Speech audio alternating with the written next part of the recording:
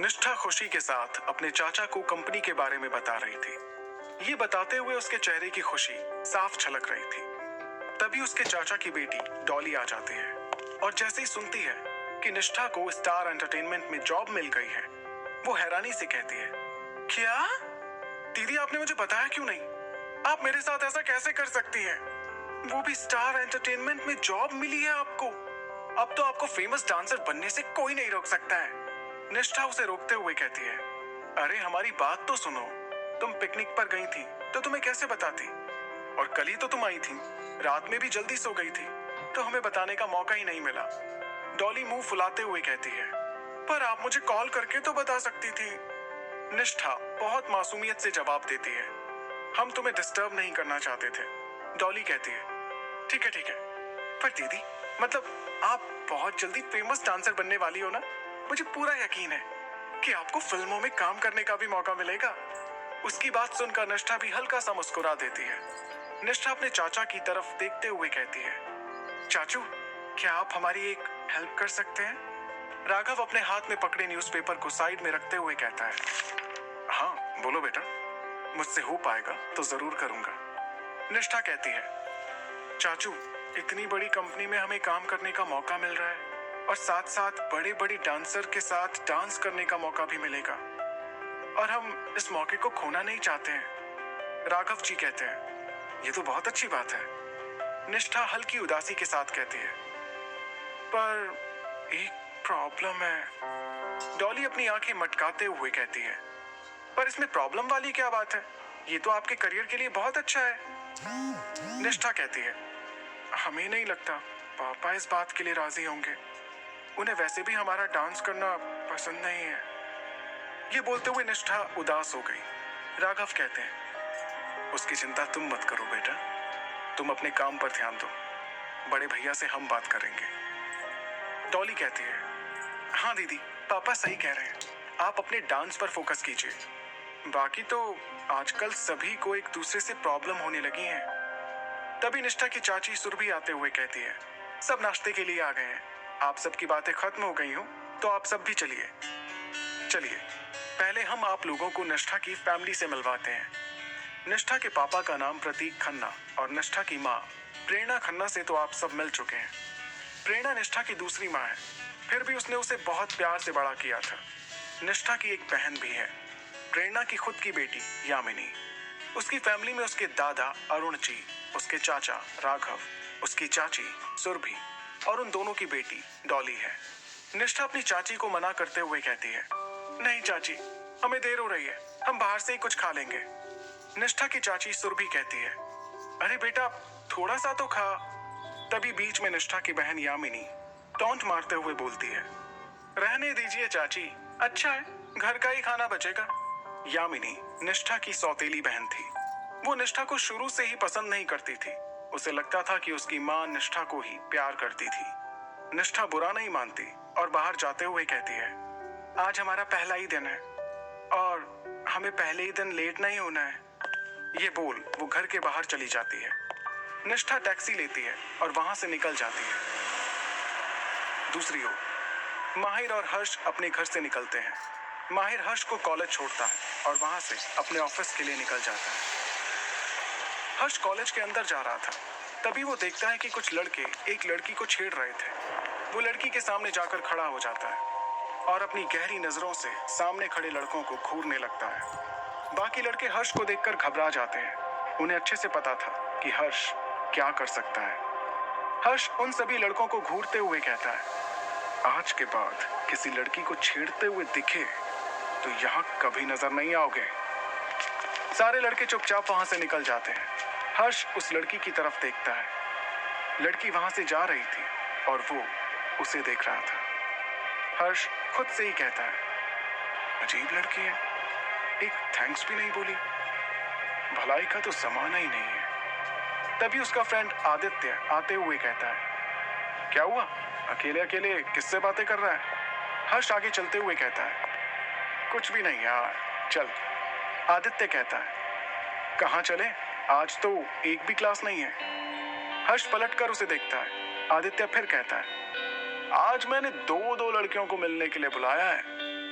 वो ऐसे कह रहा था जैसे उसने कोई जंग जीत ली हो। हर्ष उसे कंफ्यूजन भरा लुक देते हुए कहता है, मतलब?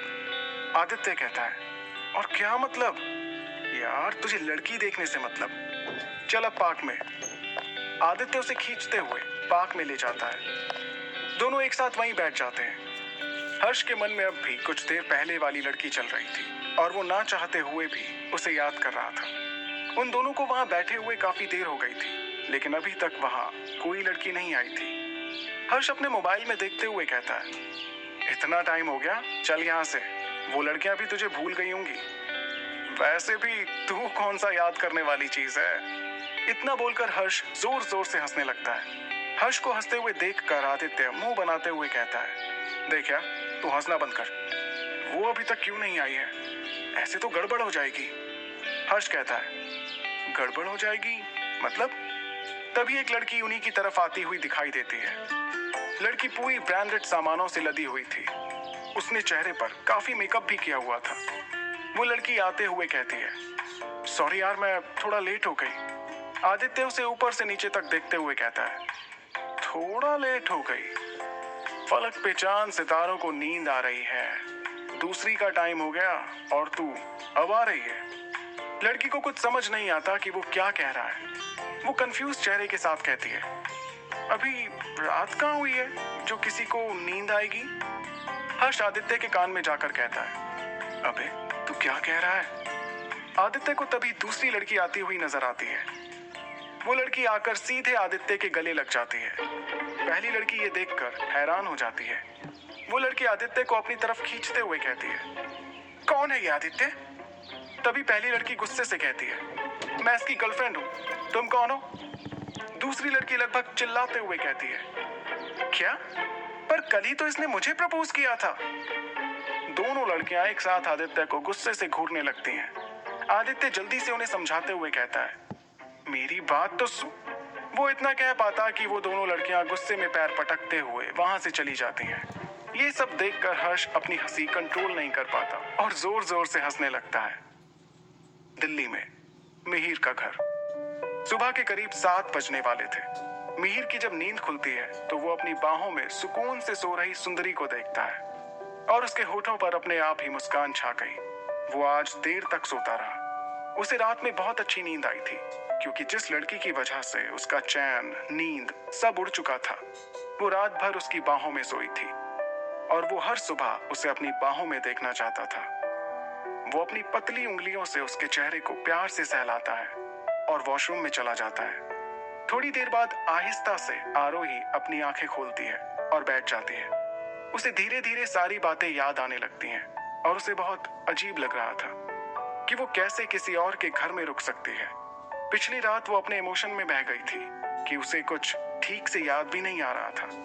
वो पूरे रूम में एक सरसरी सी नजर फेरती है। रूम बहुत बड़ा और लग्जरियस था। वहां की लगभग हर चीज वाइट कलर की थी और दीवारों का रंग भी वाइट था, जैसे उसकी जिंदगी में रंगों का कोई महत्व न रह गया हो। वहां रखी सभी चीजों को देखकर ही बताया जा सकता था कि वो कितना महंगा था। आरोही पूरे रूम को देख ही रही थी कि तभी वॉशरूम का दरवाजा खुलता है और एक हैंडसम सा लड़का बाहर आता है। मिहिर ने सिर्फ टॉवल ही लपेटा था। आरोही की नजर जैसे ही उस पर पड़ती है, वो एक पल को उसे देखती रह जाती है। फिर वो शर्म से अपने दोनों हाथों से अपना चेहरा छुपा लेती है। मिहिर उसे ऐसे शर्माता देख हल्का मुस्कुराता है। आरोही जल्दी से कहती है, प्लीज आप जल्दी से अपने कपड़े पहन लीजिए। मिहिर उसकी बात मानते हुए कबर्ड से कपड़े निकाल कर पहन लेता है। मिहिर आरोही को देखते हुए कहता है, तुम अब मुझे देख सकती हो। आरोही धीरे से अपने चेहरे से हाथ हटाकर सामने देखती है और मिहिर को बस देखते रह जाती है। मिहिर व्हाइट कलर के शर्ट और ब्लैक ब्लेजर में बहुत चार्मिंग लग रहा था। उसकी बॉडी के परफेक्ट फीचर और गुड लुक्स आरोही को उसे देखने के लिए मजबूर कर रहे थे। आरोही उससे अपनी नजरें नहीं हटा पा रही थी। आरोही धीरे से बुदबुदाती है कि कितना हैंडसम लग रहा है। आरोही को खुद को ऐसे देखते देख मिहिर मन ही मन खुश होता है। मिहिर उसे ख्वाबों की दुनिया से बाहर लाते हुए कहता है, तुम जाकर शावर ले लो, वहां तुम्हारे लिए कपड़े रखे हैं। वो सोफे की तरफ इशारा करते हुए कहता है। आरोही मन में कहती है, इसने मेरे लिए कपड़े भी मंगवा लिए हैं। उसकी नजर अब भी मिहिर पर जमी हुई थी, जैसे उसकी नजरें सामने खड़े हैंडसम मैन को बस देखते ही रहना चाहती हूँ। मिहिर रूम से बाहर जाते हुए कहता है, तुम जल्दी से तैयार होकर नीचे आ जाओ, फिर साथ में नाश्ता करते हैं। इतना बोलकर मिहिर वहां से चला जाता है। आरोही मिहिर को जाते हुए देखती है। आरोही भी उठकर कपड़े उठाती है और बाथरूम की ओर चली जाती है। मुंबई में निष्ठा स्टार एंटरटेनमेंट के आगे खड़ी थी। स्टार एंटरटेनमेंट बहुत बड़ी कंपनी थी। बड़े बड़े एक्टर, एक्ट्रेस, सिंगर, डांसर यहाँ काम करते थे। यहाँ जो भी आता था, दुनिया की नजरों में वो एक चमकता सितारा बन जाता था। निष्ठा एक नजर उस बिल्डिंग को देखती है और फिर अंदर चली जाती है। अंदर जाकर वो रिसेप्शन पर अपना नाम बताती है। निष्ठा वहां पहली बार आ रही थी, लेकिन उसके चेहरे पर नर्वसनेस का नामो निशान नहीं था। उसने पीच कलर का ड्रेस पहना हुआ था और वो उसमें काफी कॉन्फिडेंट नजर आ रही थी। सामने रिसेप्शन पर खड़ी लड़की भी बिना पल के झपकाए निष्ठा को देखे जा रही थी। कुछ मिनट इंतजार करने के बाद एक लड़की आती है। वो निष्ठा को ऊपर से नीचे तक देखती है। उसे देखकर ही वो उससे काफी इंप्रेस हो गई थी। वो उसे अपने साथ ले जाती है और उसे उसका काम समझाने लगती है। उस लड़की का नाम रिचा था। वो दिखने में थोड़ी हेल्दी थी, पर उसका गोल मटोल चेहरा बहुत प्यारा था। रिचा कहती है, निष्ठा, अभी एक फिल्म की शूटिंग चल रही है। उस मूवी के डांस, सॉन्ग्स मिस्टर राज लीड कर रहे हैं। तुम उनके साथ काम करोगी। निष्ठा राज का नाम सुनकर ही खुश हो जाती है। वो एक फेमस कोरियोग्राफर था। स्टार एंटरटेनमेंट बाकी एंटरटेनमेंट कंपनियों से बहुत अलग था। उस कंपनी के अलग ही रूल थे, जो उसे बाकी कंपनियों से अलग बनाता था। इसलिए लगभग सभी लोग उस कंपनी में काम करना चाहते थे। आम आदमी उस कंपनी के अंदर कदम भी नहीं रख सकता था। कंपनी इतनी बड़ी थी कि फिल्म के सेट वहीं रेडी हो जाते थे और शूटिंग के आधे सीन वहीं शूट हो जाते थे। वहां जैसे पूरा का पूरा स्टूडियो बना हुआ था। निष्ठा रिचा को देखते हुए खुशी से कहती है, ठीक है। तभी निष्ठा की नजर माहिर पर पड़ जाती है, जो लिफ्ट से बाहर आ रहा था। उसे झटका सा लगता है और वो आंखें बड़ी बड़ी करके माहिर को देखने लगती है।